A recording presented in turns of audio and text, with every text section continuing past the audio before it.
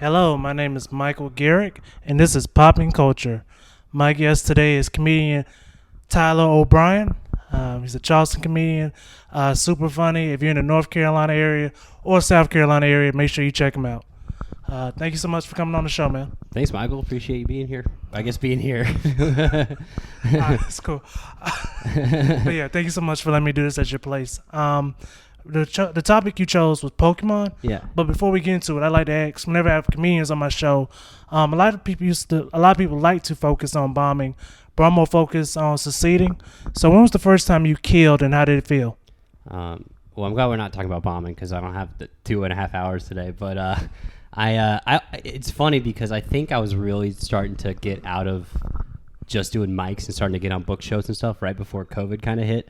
So I was just starting to go to Savannah and Columbia and doing bigger shows right before that. So in like the fall of 2019, Vince Fabra put me on a show, the Upscale Fire Sale.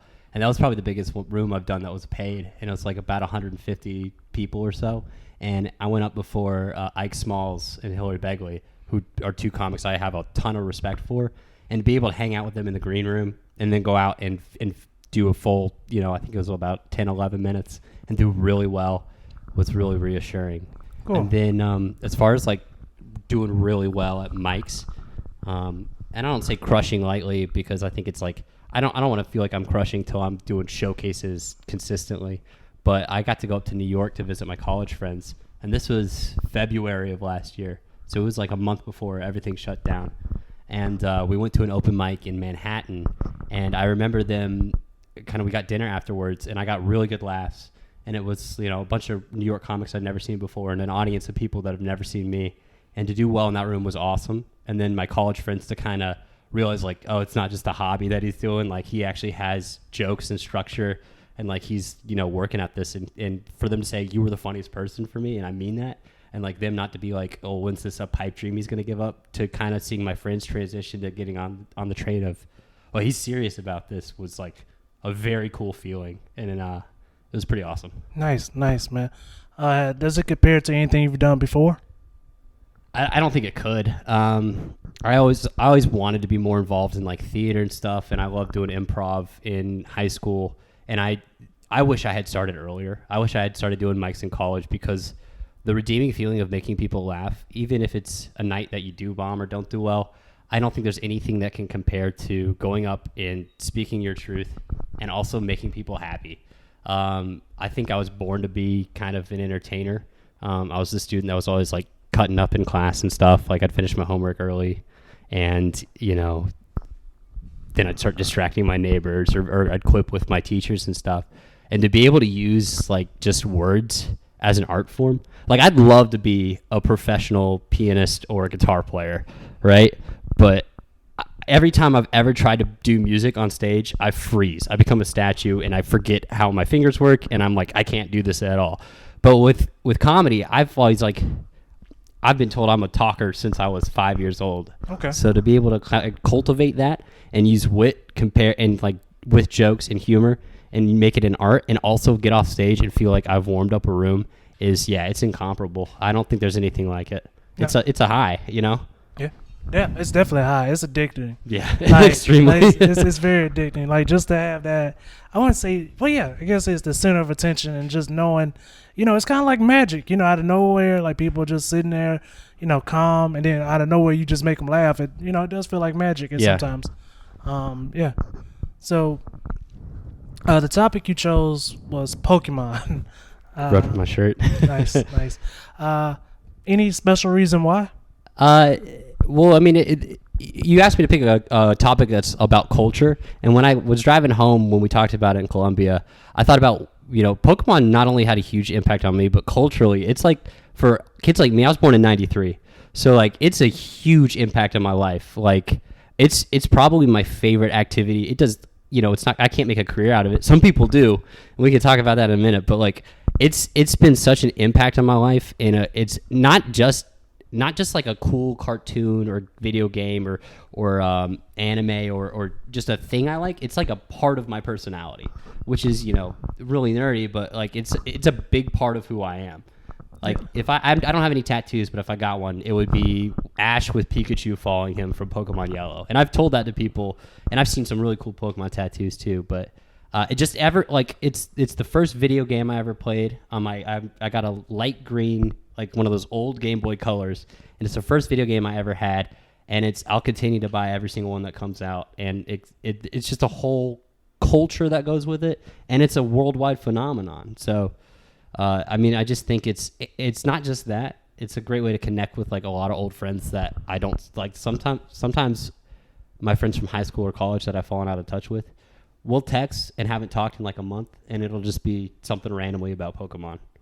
Like Nice. I was born in '92, so I understand exactly what you're saying right now. So you said you played it on the original Game Boy. I did also. Did you have Pokemon Red?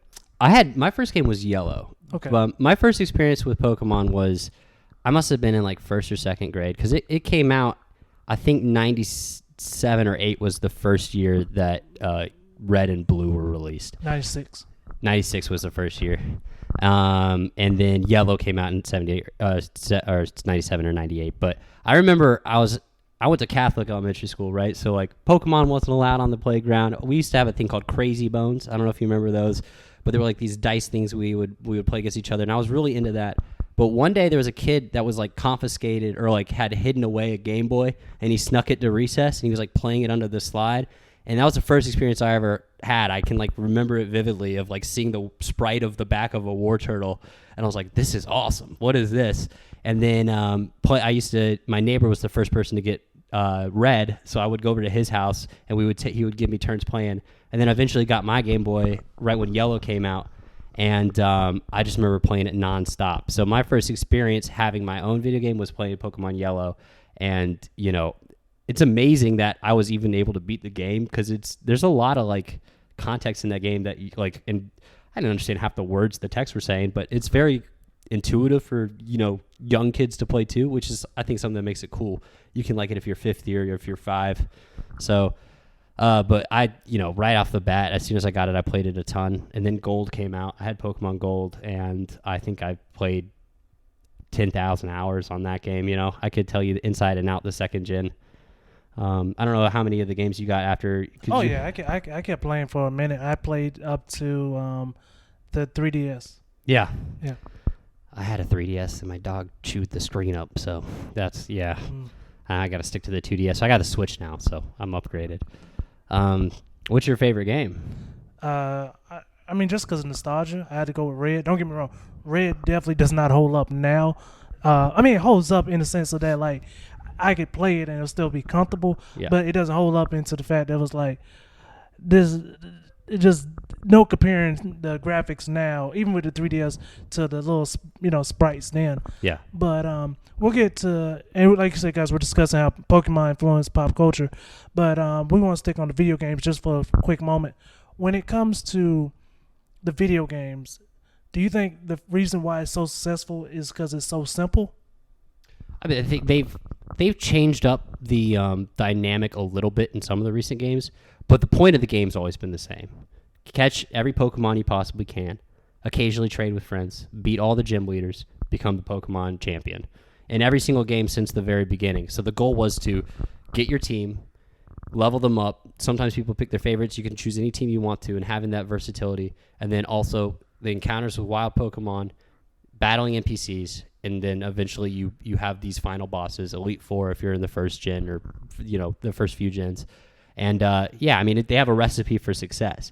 And they introduced some new mechanics later on in the games, like and some of them I liked, and some of them I didn't like as much. But the principle's always been the same. They introduced this, 3 new starters, a grass type, a fire type, and a water type. And they do it every gen. And every time they announce a new gen coming out, it's one of the most exciting things, and the thing that people like try to not see spoilers online of like what's the new starter going to look like, and that's half the fun is seeing what the new Pokemon they're going to design are going to look like, any new types that are going to come out. But the formula has always been the same. They have the DNA for what a Pokemon game should be, and they've stuck to it. And like I said, there's some things they've changed along the way, but the heart of what it's about, which is like you catch your Pokemon, you befriend them, you train them, they get stronger, and you kind of become the champions together is like a really cool concept that like, I don't know. I mean, Digimon could be something that could be talked about in comparison, but it didn't. Even the Digimon video games didn't have that kind of same conceit where it's you choose your team, you pick your starter, and they're with you from day one, and then you get to go on this journey. It's really cool. The creator of Digimon, I can't pronounce his name, but he literally came out, I think, like maybe in 2005, 2006, and he was like, my biggest mistake was to make them talk. Yeah. He was like, if they had just said a bunch of cute stuff, that would have worked. But like he was saying, once they were able to speak, talk whatever language, and they were able to understand them, it was like, well, we can't make them cute anymore because they can talk. So he went the whole different direction and just made them look as evil as possible. And he was like, oh, that's not working either. So I guess, but yeah, that was the creator of Digimon say his biggest downfall was just making them talk. Yeah. He was like, if they just said a bunch of cute stuff, I guess he was talking about Pokemon, of course, then he would have definitely had a longer, successful saga of games and everything else. They go back to the 3 type: fire, water, and earth. Grass, sorry. Do you think they would ever, or do you think it would work if they ever went with rock, electricity, and then like another type? I've actually toyed with that idea before. I was like, I wonder if they'll like change up the starter types. What they've done is they've added secondary typings and made that more of a stalwart for the game. So like as you go on, like Delphox was one of the later gens, final evolved of Finnegan, and it's a part psychic type. Or Chestnut's part fighting grass, or Rowlet evolves to a ghost grass type Pokemon. So by adding those secondary typings, they can keep that same formula they started with in Gen 1 to add that. Would it be cool? I think it'd be really cool if they did it. I don't think they will because it's that's one of those sacred traditions. Like they break in from a lot of traditions. They didn't technically have gym leaders in Gen 7 with the Alola region, but they still kept that same thing. So that's been going on for so long now that I don't foresee them changing it up, at least in the mainline series games. Nice. I have not played it, but I've seen like video, like walkthroughs. Have you played the recent one? The Sword and Shield? Yes. Yeah, absolutely. How do you like the fact that now when you're in the wild, you can actually see the Pokemon? I think that's one of the coolest aspects of the game. They kind of introduced that in they remade Yellow, and they did Let's Go Eevee and Let's Go Pikachu, where it's kind of an overworld where you can encounter the Pokemon and see them before you run up to them. And they incorporated that, and it's really awesome. One thing that people don't like about this generation is that there was something called Dexit. Where they didn't put all of the Pokemon that have been released up to this date. They're not all in the game. Yep. And it was really a point of contention. And at first I was kind of upset about it, but then I like kind of reflected on it, and I was like, there's over 800 Pokemon now.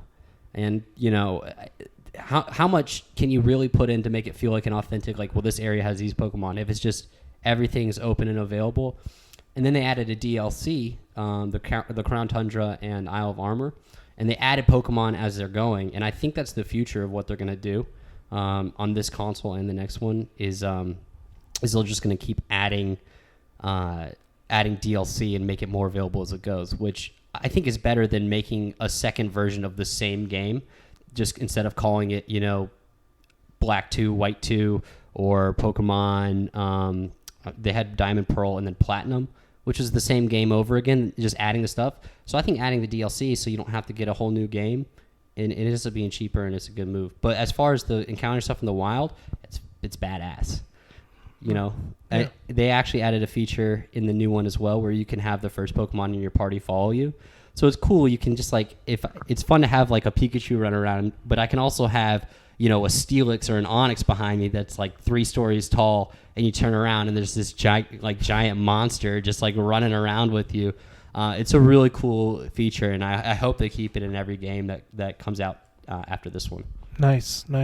But just to go back to Pokemon Red, I'm pretty sure you noticed, but not all the Pokemon were on that game. Nope. Like you had to trade with Pokemon Green.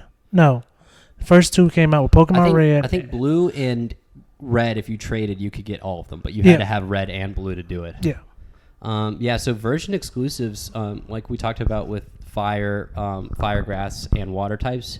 That's the thing they've done every single game they put out as well.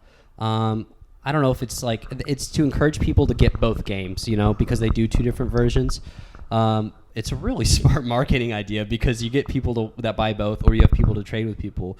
But from the get-go, it was always hard to actually catch them all, quote unquote, because some games, like you said, weren't available. Like Oddish and Bellsprout, one was available in red, one was available in blue. But as time went on, like especially starting with the 3DS, you got things like trading online with people and Wonder Trading, and you're able to like talk to people. Like I can send a Pokemon to Japan and get a Pokemon I don't have in my game randomly sent back to me.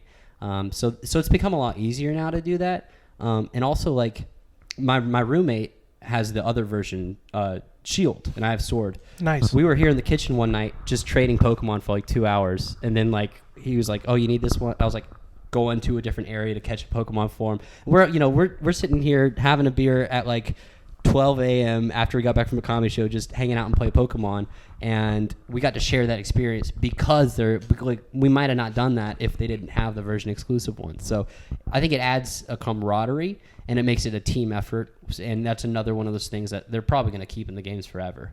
Nice. All right, good. Now to move from the game to something that you being a 90s child too, me in 92, you 93. How'd you feel about the card game? They had like this starter kit that you could get kids that was like it taught you where to put the cards down and everything. And I still have I could bust out in a minute, but I have my original binder full that had those original packs from the trading card game. Really? Yeah, I'm sure some of them are worth money, but I don't have the time to sift through and see. But I have a bunch of the old cards. They were more of a collection item than an actual use it. I would play like against my dad or my sister, who's a couple years younger than me. We would sit down and use that kind of like, they gave you a roadmap kind of on how to do the trading card game. But I never got into like going into, I guess it would be like Zany Brainy if it was the 80s or 90s, or any of those card shops and actually doing the duels, or the Pokemon trading card, I guess the trading card game battle. But I never got into the battle aspect of it, but I love the cards. They're really popping off right now. Like people are going crazy for Pokemon cards. Like grown men were buying Happy Meals. Yeah, just to get the Pokemon cards. I mean, good for them. I have my old ones, and then every once in a while I'll get a wild hair and I'll buy one I see at Target. But I have a 4-year-old man. Yeah, that just wanted whatever the I didn't keep up with the cards, but he just knew he wanted the Pokemon. And when I say my grown ass was like, "Hey guys, just throw anything in there, please." Yeah. I'll tell them it's a Pokemon. They threw in like some monster truck or something. I was like, "Yeah, this is what it turns into." I wouldn't be surprised if we got a monster truck Pokemon in the future. We have a set of keys and an actual trash bag at this point, so it'll make this live way better when he gets older. Yeah, did you have a lot of the trading cards growing up, or did you do? I played Yu-Gi-Oh, yeah, Duel Masters, and then when I became a teenager, I got real into Magic the Gathering. Yeah, I need to get more into Magic. My roommate Lennon and I, other roommate, we had a Yu-Gi-Oh duel in the kitchen a few nights ago. He kicked my butt, He let me choose which deck, so he made 2 really cool decks, but I won the first one, and then I think he stopped. Somebody told me the rules with Yu-Gi-Oh now is so weird. Yeah, they have like fusion decks and everything. Yeah, he was like the way I learned how to play the game and the way you play it now. He was like, "There's no point." I couldn't tell you how to do a Pokemon trading card game right now, but I think the appeal to Pokemon is that it wasn't all the trading card game. It started, it started kind of simultaneously being, it started being as not only a TV, it was like a TV show, video game, and the trading card game, all kind of cropped up around the same time. And they're all really, the Yu-Gi-Oh anime was great, but there hasn't been a Yu-Gi-Oh Pokemon game that I think that can hold water to the Pokemon video games. Oh no, not at all. No, no. But I would say that Magic the Gathering and Yu-Gi-Oh are both way better trading card games than Pokemon is. It's just that Pokemon was able to reach into every kind of aspect of that and get a foothold in each of them. Well, it's one of those things where like Magic was just meant for adults. Yeah. So it was like, hey, let's go for the people that pay for this stuff. Like, if we go straight for the people that make the money, this should be easier. But yeah, definitely, I Isn't there a Magic the Gathering card that's like giant bear or something Yep. like that? I always saw that. I'm like, yeah, it is what it is. It's a giant bear. Oh, if you watch like the first, if you look at the first series of Magic the Gathering cards, you'll just be like, oh, they weren't creative at all. Like Flying Angel, okay, yeah, it's like venomous snake. I'm like, yeah, it says what it is. I need to get into that game though. I've heard only good things. And I enjoyed the game. I wish I had time to get back into it. But yeah, it's a cool game.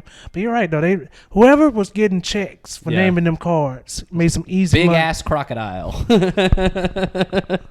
All right, well, I got a big ass crocodile. I play big ass crocodile. Whoever the supervisor was like, checks out. Yeah.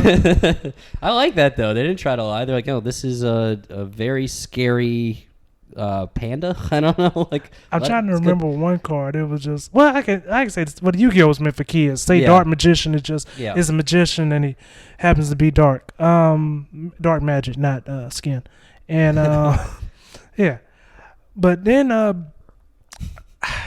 don't know where I went with that. But make the Dark Magician black. Come on, Yu-Gi-Oh! What are you doing? It would have been easy. But they weren't ready at that time period. It was like, what? Why would we do that? Just say he's from New Orleans. And then we go on to another, and since we're going to stay on the games for a second, have you remembered, I went to public school. Do you remember the board games? The Pokemon board games? Yeah, I actually had one of those. I hadn't thought about it in a long time, but there was one where you had to like collect tokens. You know the one I'm talking about? I know what you're talking about, bro. That was the worst game ever, bro. Did you ever finish it?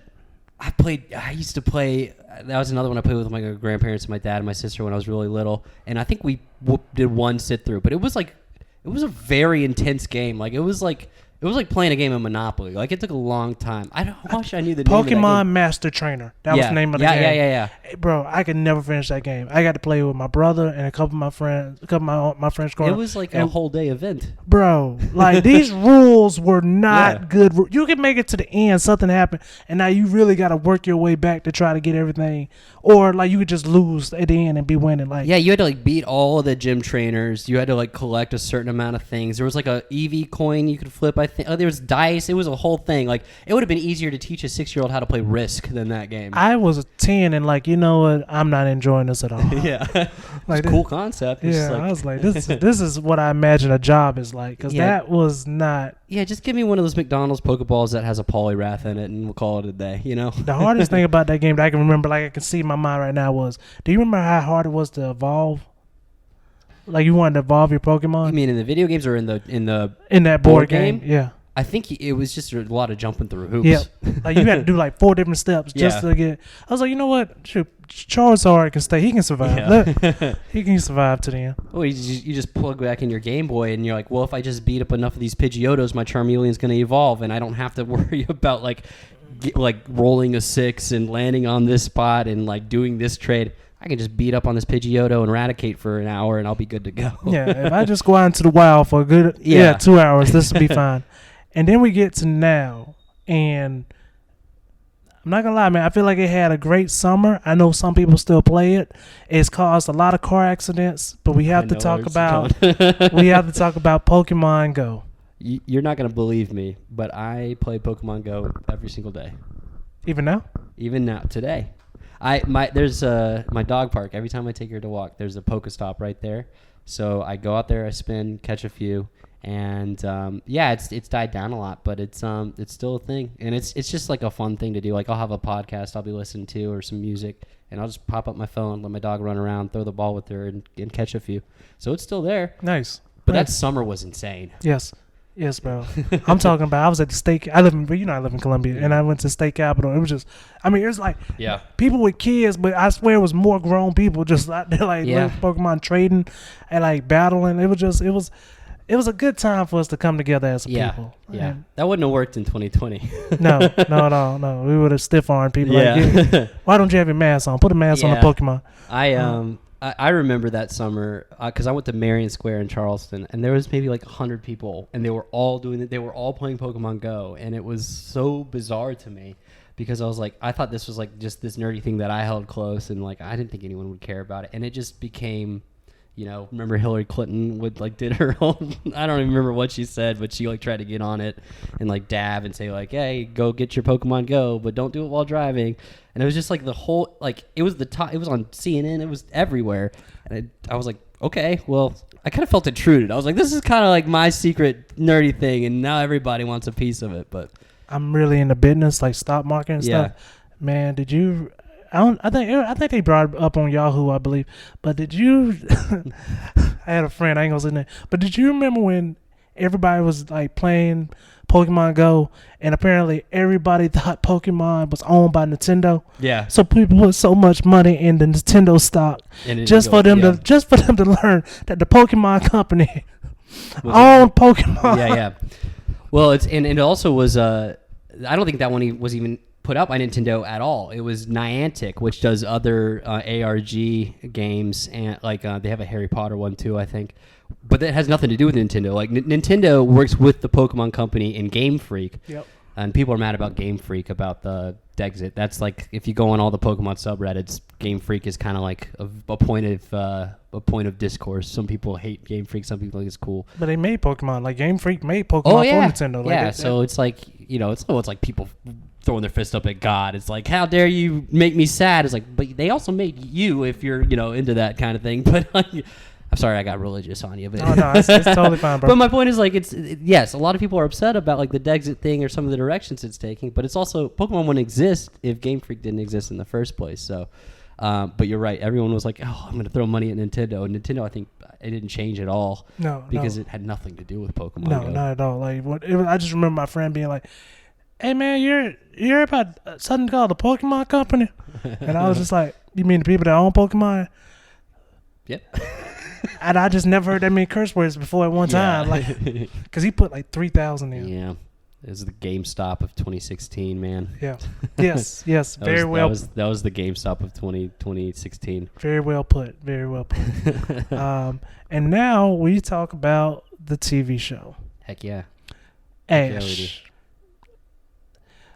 Ash finally won the tournament. For the first time. Yeah. For the first time. Only ever. took him like, what, 27 years? Yeah. He's got the Peter Pan syndrome, though. He, Yeah. he can't grow up. He's got Tinkerbell on his team secretly.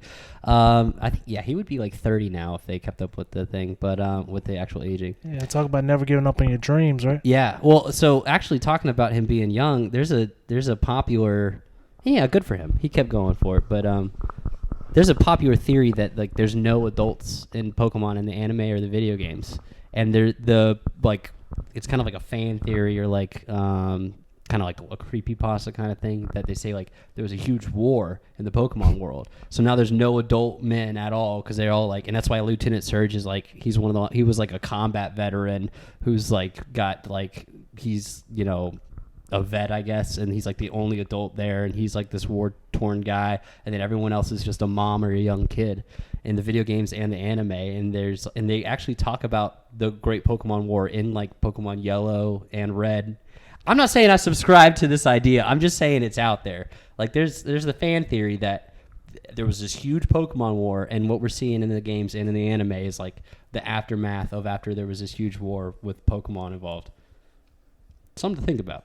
I don't think it's true. Oh no, I'm gonna read it. I'm gonna read it. Yeah, there's a lot of fun ones. Some people say Gengar is just the ghost of a Clefable because it's the exact same shape. People say that Gary's Rattata dies because he doesn't have it after the second time you battle him, and he's visiting in the Lavender Town Tower. He's like visiting a grave. All right, that one's pretty realistic though. I can see that one. I think that one they meant to do. Yeah, I but think that one's on point on that one. I'm getting way off topic of the show though. No, it's totally. No, this is why we're doing. We're talking about how Pokemon influence pop culture. Man, I could talk about the fan theories. Really, there's a lot of fun ones too. Nice. I'll definitely check those out. Oh yeah. Yeah, the TV show. Are you a dub guy or a sub guy? I like I grew up watching it dubbed. Nice. I wish I knew how to speak Japanese because I think it's cool as hell, but I don't. So I should go back and rewatch it all with the subs on and like listen to it how it was originally done. But I'm used to that. Everyone the voice actor that does Ash in the original. I had the VHS tapes. It's such an iconic sound that like I think it'd be weird for me to watch the original anime now without the dubbed over English version because like I said, the voice actors are so iconic. Like I grew up listening to it. So Although it'd be cool. I would like to go back and watch it in the original version with the subs. I'm 100% a dub guy, man. Yeah. After I heard like he's Japanese. After I heard Japanese Goku, Yeah. I was like, oh no, this is. I remember. This doesn't feel right. I mean, I heard the voice and I was just like, whoa, no, like.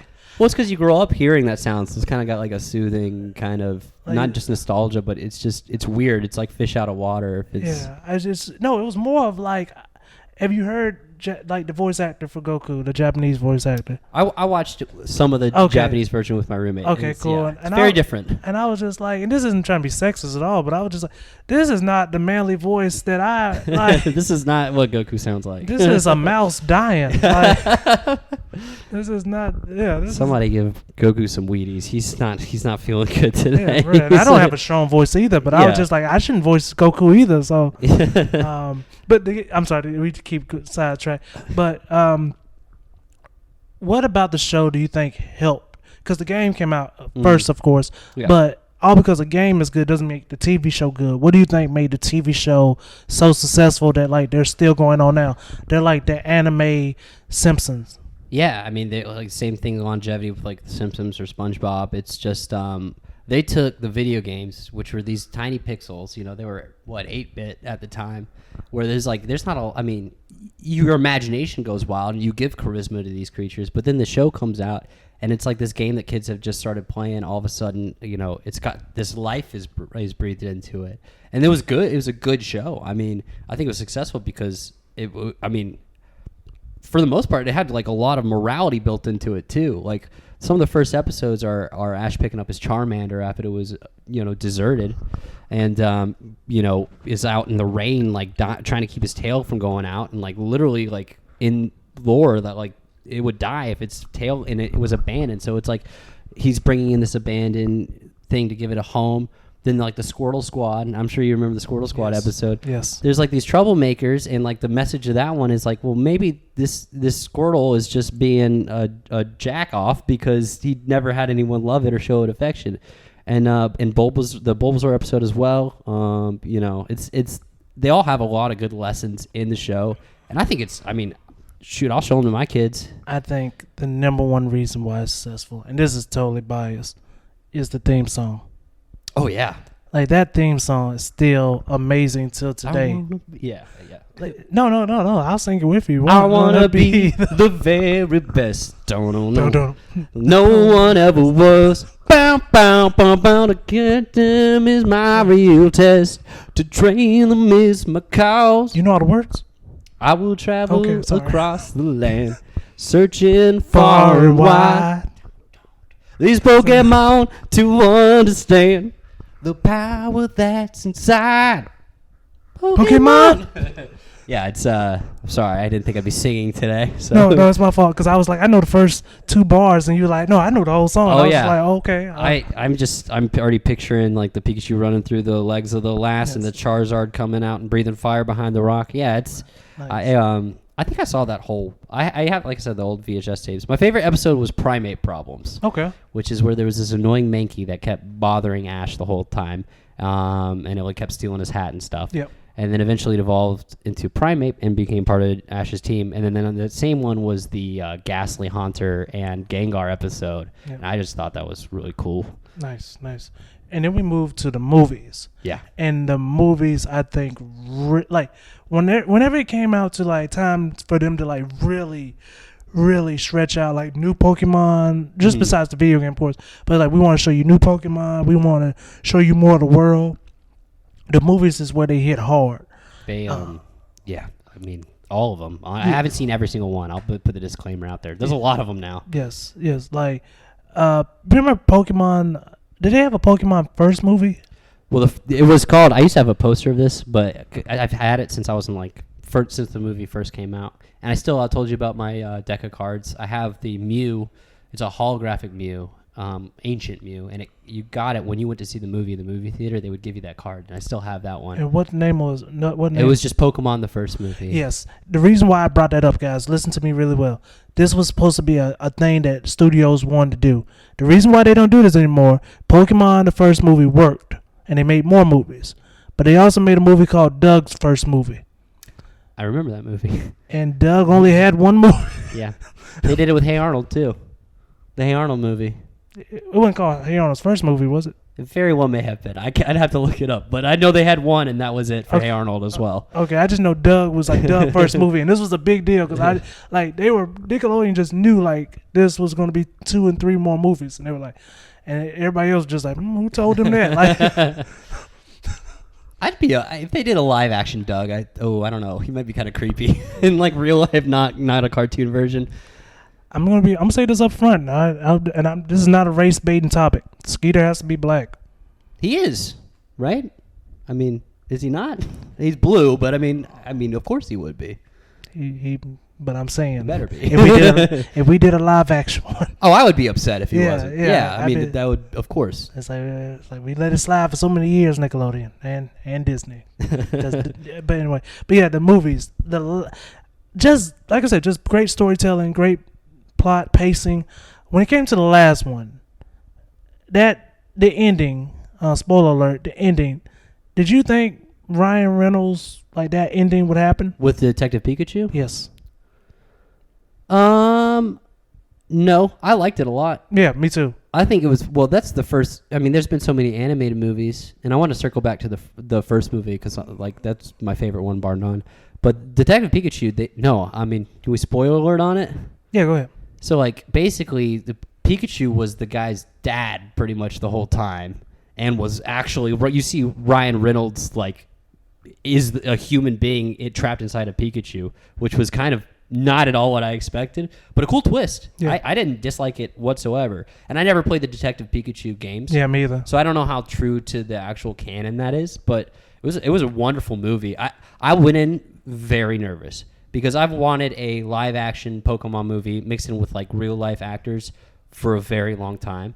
And to see it actually like come to fruition, like with their Torterras like coming out as mountains, where they're these giant Torterras, or like the Florals, which are those little mushrooms flying around with the Bulbasaurs walking around. It was like they could have made it look really bad. And it's kind of like if you look at Sonic, which came out just after it. The first original live action Sonic looked like hot trash. It looked really bad. But the fans demanded that it get better, and they made a really good Sonic movie, in my opinion. And I think they respected. I'm not sure what studio did. Was it Sony or who did the actual Pokemon? Paramount, I think. I'm not sure, but I know they. I think a lot had to go with the Pokemon company too. I think they definitely was like, all right, if you want to use us, you gotta definitely do what we say. And they did such a good job of like capturing the actual like emotions of the Pokemon and giving them life and not making them like too uncanny valley and creepy looking. Like it was really believable. It made me wish I could go outside and there'd be Pokemon running around. Now that might be a bad thing. I think if Pokemon actually existed, society would not work because there's a lot of Pokemon that would be problems. Hunting would be totally different. Hunting would be weird, and pet ownership too. I think it would be no pet ownership. Yeah. But what would you like to say about the first movie? I was just gonna say that I don't know how, like, did you watch it when it came out in theaters? That movie, I watched it again like 2 years ago, and I still got emotional. The ending of that movie is one of the most emotional films I've ever seen, and like it goes back to that bond that Ash has with Pikachu. And at the end, like Pikachu, spoiler alert, but if you haven't seen the first Pokemon movie, I'm surprised you're still here. But but when he cries and he's like fighting off Mewtwo, that's just like this science lab made pure evil kind of entity, and his power of love and companionship for this Pikachu is literally the thing that breaks this evilness and this kind of like hatred of all humanity, is when he shows vulnerability and kind of like shows that his best friend means more than just battling or power. It's all about the connection that they have, and it's really fucking deep. Like it's a very emotional thing that you wouldn't think you'd get from like a electric mouse, but and like you talked about Digimon talking. Mewtwo talks because he's supposed to be this ethereal, otherworldly, evil presence. Meowth does it for comedy relief, and other than that, they're all just shut the fuck up and look pretty. Yeah, Yeah. I'm not saying that's what they can talk to each other. I'm not saying that's what the guy from Digimon said. But like, it's literally like, look, if I just should have never wrote it that way. Shut your mouth, Agumon. Yes. Smile for the camera. Saying too much, Agumon. Yeah. Next time we see Mewtwo, left foot, good job.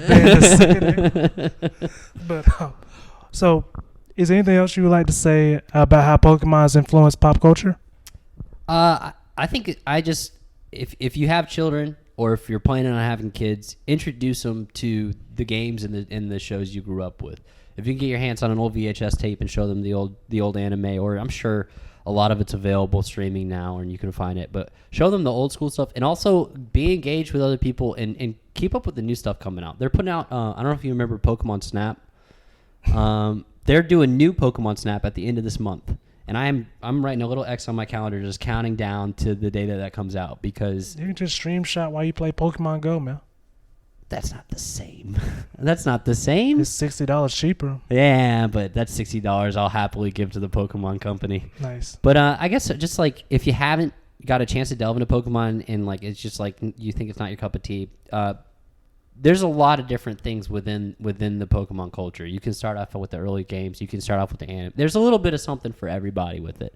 And it's a really cool community to get into as well because, you can go on any YouTube channel, watch Nuzlocke, watch people playing video games, watch people beating world records, watch people just casually playing and having fun.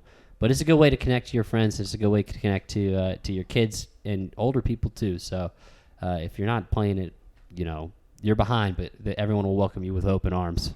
It's the best video game ever made, in my humble opinion. But Nice. Thank you so much for coming on to the podcast, man. Is there anything you'd like to say to your fans? Follow me at TOB Comedy. I think it's _. I'll make sure I got that 100% right. Or you can also follow me on Instagram at Mr. Steele Yo Curly Fries. That's my personal page, but it's mostly pictures of my pets and stuff. But that's a great name. Miss Mr.Steele STAL Yo Curly Fries, and then the other one's TOB Comedy. Let me make sure I got that right though. It's T.O.B._comedy. And then if you're in Charleston, I'm on a show on May 3rd at Monk's Corner with Keith D's comedy production. So I just got the word today I'll be on that show. So make sure you check that out and support your local comics and have fun out there. All right, man. Thank you so much for coming on the podcast, and you guys have an amazing day. Thank you for having me, Michael. Appreciate it, man. No problem.